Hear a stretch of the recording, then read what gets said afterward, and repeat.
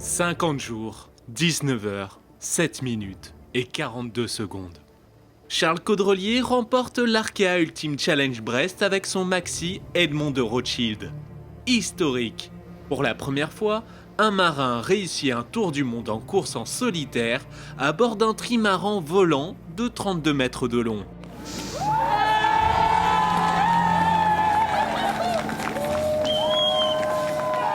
Applaudissements pour Charles Caudrelier, maxi Edmond de Rothschild. Dimanche 7 janvier, 6 pionniers font leurs au revoir à Brest devant famille, amis et une foule venue les encourager au départ d'une aventure hors norme, sans grande certitude et face à de nombreuses inconnues.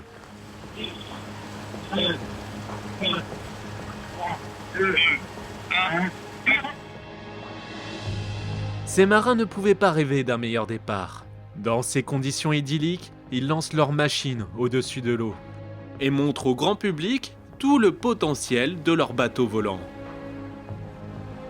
À plus de 35 nœuds, les skippers dévorent les premiers milles, bord à bord, pour un sprint vers le Cap Finistère franchi dès la première nuit de course.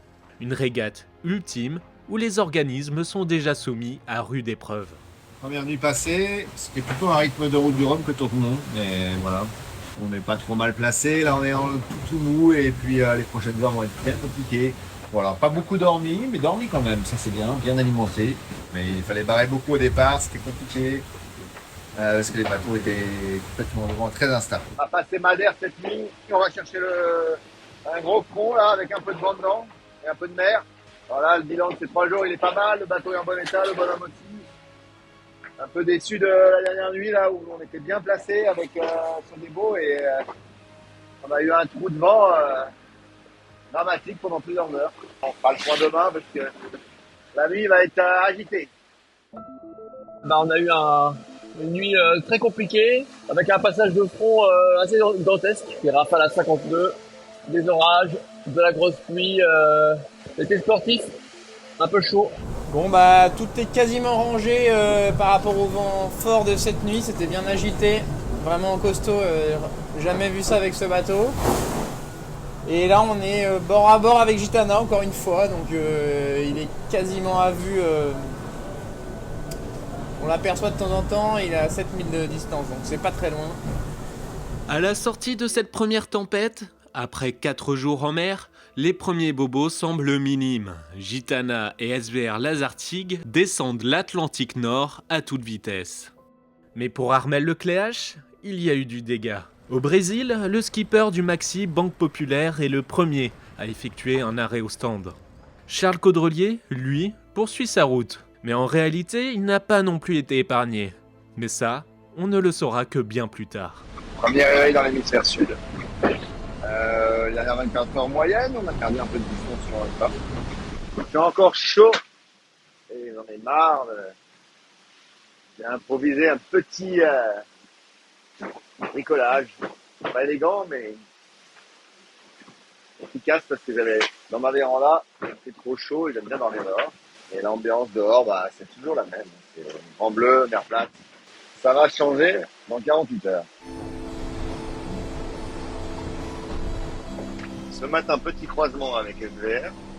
Ça sent le froid. Je suis encore en t-shirt, mais c'est pas la même ambiance.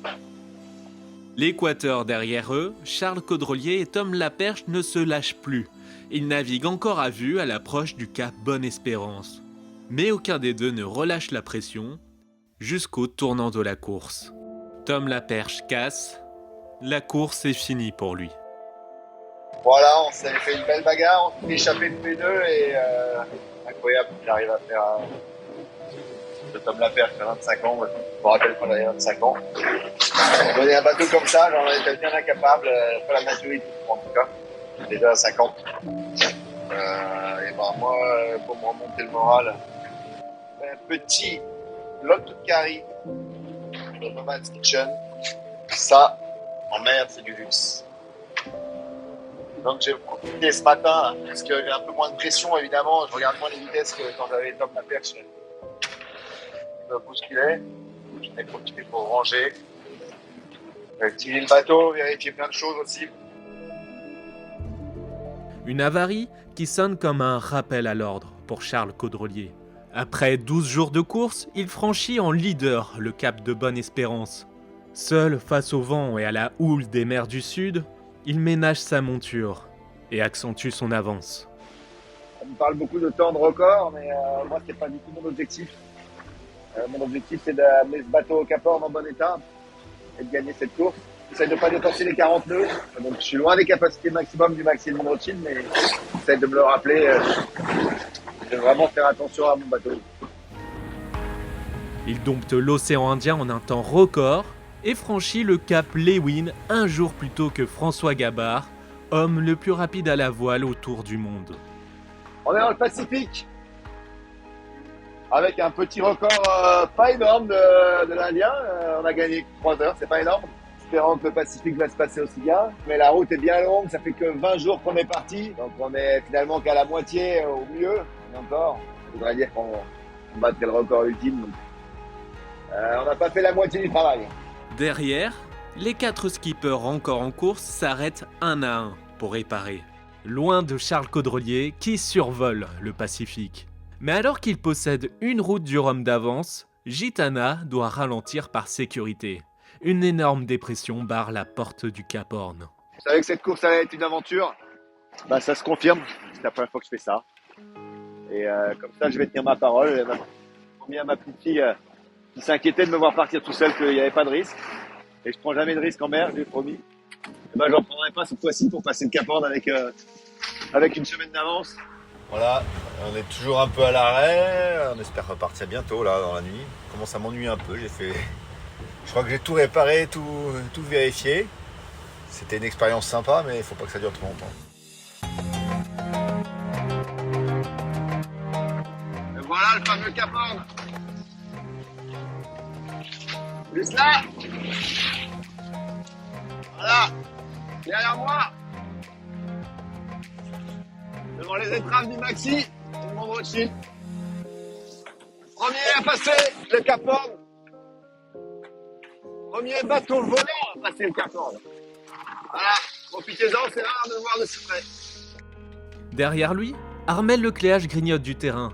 Mais le Finistérien doit une nouvelle fois mettre le clignotant après une avarie de safran. Charles Caudrelier s'envole vers la victoire et dévoile à son tour ses faiblesses. En réalité, depuis le 4e jour de course, le bras droit avant de son trimaran est endommagé. Mais Caudrelier a bien gardé le secret. Là, c'est le côté qui va bien, voilà. Et hop. Voilà le trou. Une impact de vague. Le bateau a battu, il y avait beaucoup de vent à ce moment-là.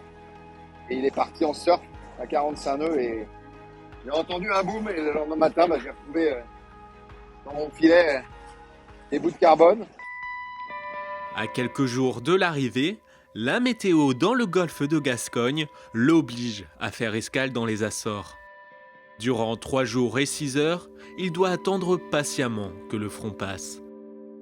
Mais malgré tout ce temps passé à terre, il compte toujours une confortable avance sur ses adversaires. Enfin, il repart. Le 26 février, il fête ses 50 ans sur son trimaran. 50 comme le nombre de jours pour voler autour du monde. Le lendemain, il franchit enfin la ligne d'arrivée à Brest.